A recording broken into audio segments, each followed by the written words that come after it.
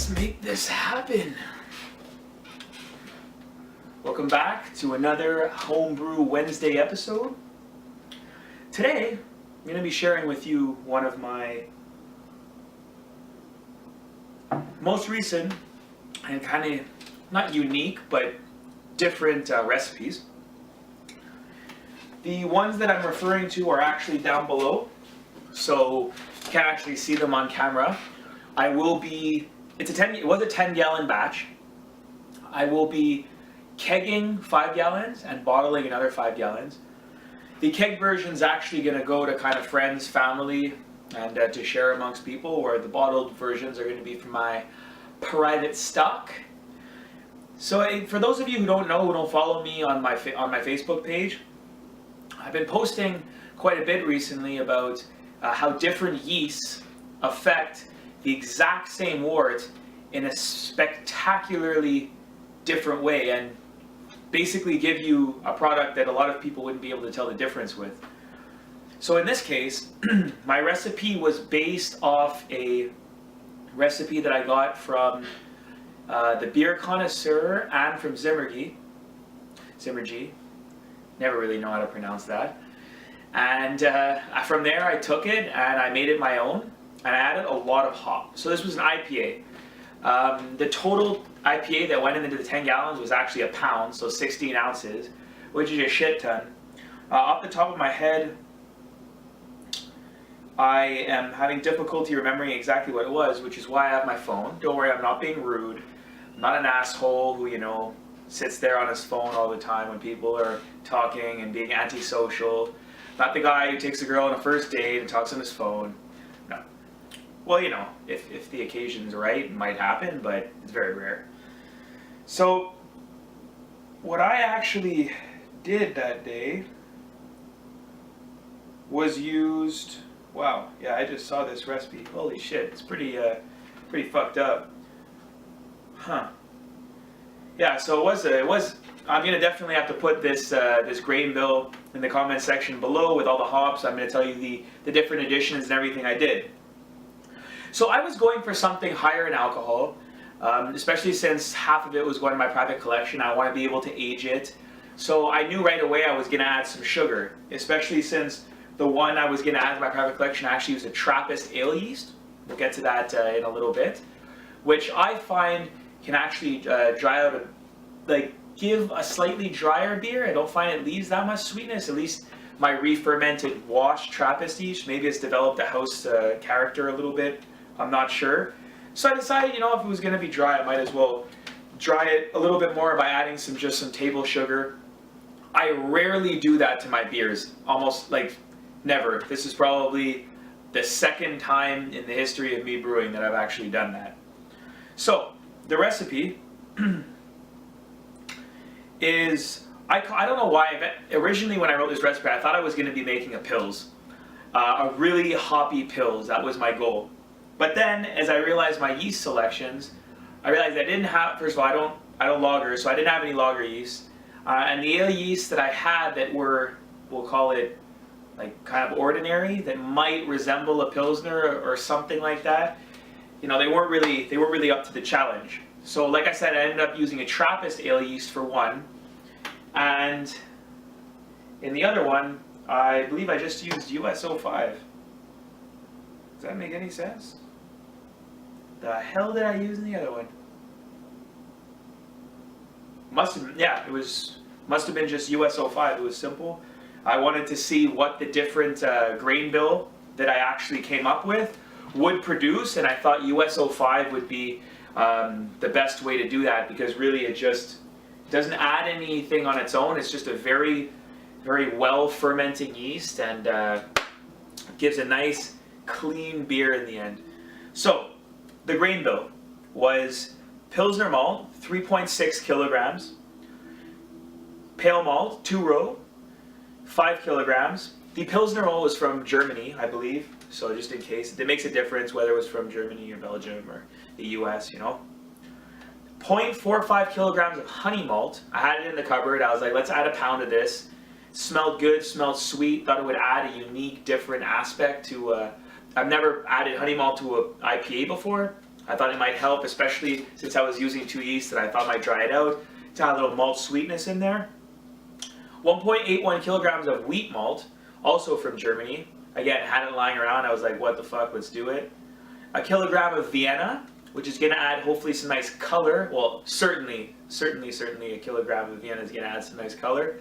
And it's probably going to add a nice, I don't know, like a nice Oktoberfesty flavor. You know, I've done that for a few beers. It adds a really, it really like makes us for a solid malt taste, I find. I don't know. I like Vienna. I haven't used it a lot. I've used it in my more complex recipes where I haven't been able to isolate the flavor. But I mean, it's really nice. It's a nice grain. I would suggest it to anyone who hasn't used it, 100%. Cheers. Homebrew Wednesday. Good to be here, guys. All right, so, and 0.45 kilograms of Carafoam. So we're looking at a grain bill of over 10 kilos, actually probably closer to 12, and six different grains. So, you know, it's definitely not your average grain bill, especially for me who loves doing smashes. For those of you who don't know what smash is, single malt and single hop smash. Really isolates flavors of whatever malt you're using, whatever grain you decide you really like, you want to give it a shot, whether it's two-row. My personal favorite is Maris Otter. I fucking love Maris Otter. It's just adds such nice body and flavor to beer. I'm never going back to two-row. No one can make me, so too bad. Anyways, for the hops, there's a shit ton. And I mainly use, because like I said, I thought I was going to do a Pilsner, or basically Czech Pilsner was my ultimate goal, but that went down the toilet. I used Kent East Golding and Spalt. Those were actually the two hops that I used, which is really weird when you're thinking that this is supposed to come out as an IPA. So we're gonna see how it tastes. That's gonna come very soon. You guys might even be able to see that next week, at least the keg version. I might be able to have a taster for you. But the bottle will be in about probably 3 weeks. Generally, I don't think that a Trappist IPA would have any chance of being ready in 1 week, so I'm not even gonna bother. So basically I added 2 ounces at 60 minutes. So for bittering, it was giving like almost 15 IBUs, 1 ounce of Goldings and 1 ounce of Spalt. And then I did that same kind of 1 ounce of each to make 2 ounces at 30 minutes, at 20 minutes, at 10 minutes, and at 0. So like I said, it's like, that was 1, 2, 3, 4, 5 different additions of 2 ounces.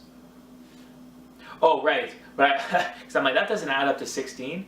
No, but I also added it was 4 to 6, so it might have been a little short of a pound, but 4 to 6 ounces of first wort hopping.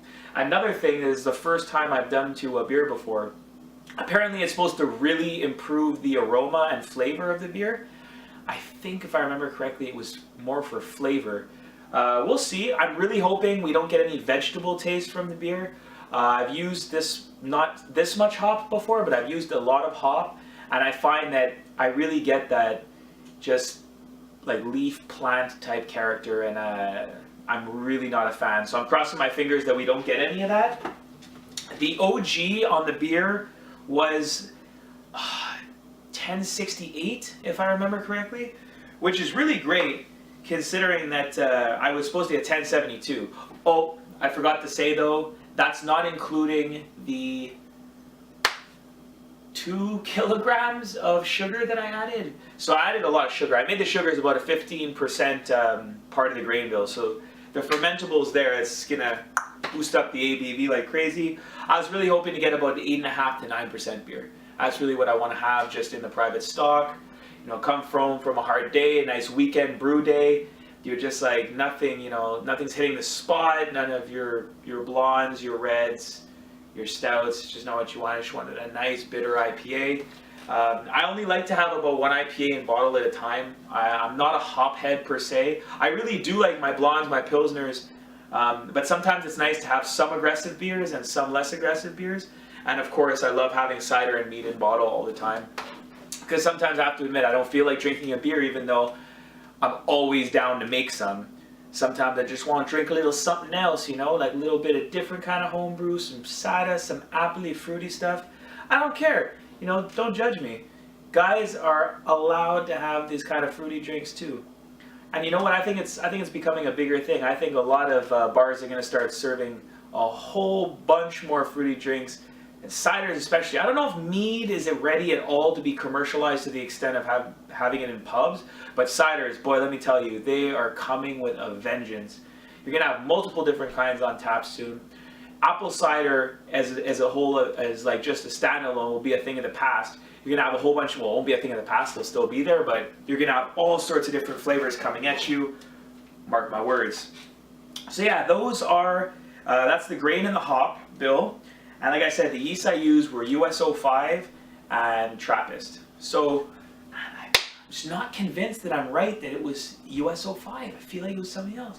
Can't remember. All I have here is the Czech Pilsner lager yeast on Beersmith, because I originally thought that's what I was going to do. I know it was Trappist though, because I wanted to give I love Trappist Belgian style beers. I'm actually reading Brewing Like a Monk right now, and I'm fucking loving that book. It's giving me crazy ideas I'm working on. I'm trying to perfect my, we'll call it a Trappist. It's more of a Belgian ale recipe, strong Belgian. I'm really trying to perfect it, and this book is giving me a whole bunch of pointers. One of the main tips that I want to say from that, and I know I'm going all over the place here, but is that Pilsner malt is not the exclusive malt to be used making these styles, but also adding caramel malt, a malt that I've never used before. And a lot of the most popular recipes that showed there are using caramel malt. So that's definitely something that I'm trying on my next batch. I was actually using half Pilsner, half wheat. I was splitting it completely. That's going to change because I think that that's way too high a wheat proportion now reading all these. My homemade dark Belgian candy sugar is staying. That's the key. I won't change that. A few other miscellaneous ingredients here and there. My yeast, still not sure on the one that is going to really make that recipe fly. But once I get that closer to the ideal goal, I'm going to let you guys know. I'll put that out there. So yeah, that's my recipe for the IPA. Hopefully in a week or two you'll have a tasting of the keg, and in a few more weeks the bottle. But for sure you're going to get that. And as these videos pick up and the timing of these beers is better, I'll be able to do the tasting and the recipe description at the same time, because probably like you, I hate when like a recipe and a description are just like a tasting versus the description of how it was brewed or like a month apart. It's just not as effective, so I'll get that to you. Pretty much all I gotta say. You can see in the background maybe a little change since last week. I brewed 2 stouts on the weekend again. I want to wait to get those into the kegs before giving you the recipe on those. Oh, fucking amazing. Oatmeal stouts. Ooh, baby, they're gonna be good. And yeah, we'll have a tasting and discussion about that brew day then.